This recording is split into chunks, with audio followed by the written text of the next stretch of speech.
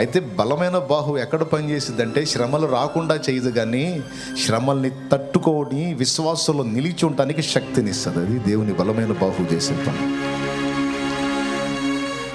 గుండె చెదిరిందా, గలిబిలికి గురయ్యావా, కృంగిపోయావా, ఇంకా నా వల్ల కాదన్నావా, లేదు అని అప్పుడు పట్టుకుంటాడు చెయ్యి. ఏమైంది, ఏముంది, అంతా అయిపోయింది. ఎవరు చెప్పారు అయిపోయింది? నీ ముఖం. లే ఉందిలే దీవెనా